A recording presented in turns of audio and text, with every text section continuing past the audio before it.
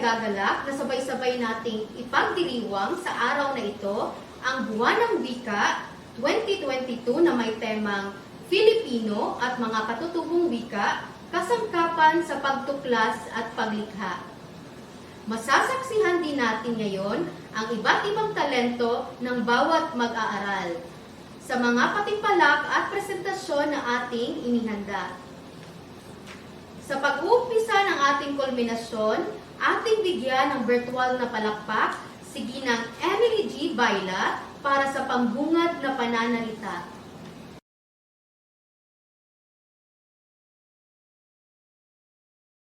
Aming pinipitagang Public Schools District Supervisor, Dr. Fortunato B. Sagayno, sa mayumi naming punong guro, Dr. Joan D. Galarion, sa lahat ng punong kagawaran, lalong-lalo na sa aktibo na si Ginang Aristea Alcoriza sa Filipino Department, sa mga kapwa ko guro, isang makabuluhang araw sa inyong lahat. Tuwing buwan ng Agosto, ating ginugunita ang kasaysayan ng mga kaganapan na kung saan na isabatas ang wikang Pilipino bilang ating pambansang wika. Ang katutubong wika ay ang pagkakilanlan ng ating salinlahi na naging parte sa pag-usbong ng ating bansa. Ito ang bahagi sa kabuuan ng wikang Filipino. Maaaring walang katapusan ang pagbabago at pag-unlad ng ating wika. Subalit, hindi nararapat na burahin at iwaglit ang mga wikang ating kinalakihan. Laging kaakibat ng wikang Filipino ang mga katutubong wika. Ayon nga sa ating tema ngayon, Filipino at mga katutubong wika, kasangkapan sa pagtuklas at paglikha. Kaya taas noon nating yakapin ang sariling wika natin. Mabuhay at magbunit tayo mga kapwa ko Pilipino. Muli, magandang araw sa ating lahat. Maraming salamat, Ma'am Bayla. Sa puntong ito, atin namang pakinggan ang mensahe na ipapaabot ni Ginoong Avelino T. Gapon.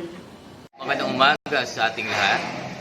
Hindi may pagkakaila na malaki ang papel na ginagampanan ng wika sa buhay ng tao.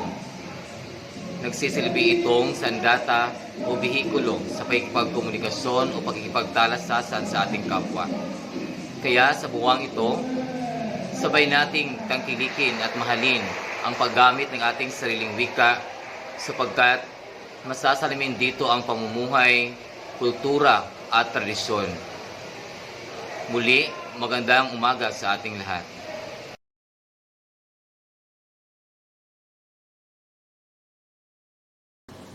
Ikinalulugod po namin ang napakagandang mensahe na ibinahagi sa atin ni Ginoong Gapon. Maraming salamat, Sir. At sa puntong ito, huwag na nating patagalin pa. Atin ang saksihan ang magagandang likha at ang talino ng pag-aaral ng F. Bangoy National High School. Narito po ang output at malikhaing slogan na ginawa ng mga mag-aaral sa ika-7 hanggang sa ika-10 baitang.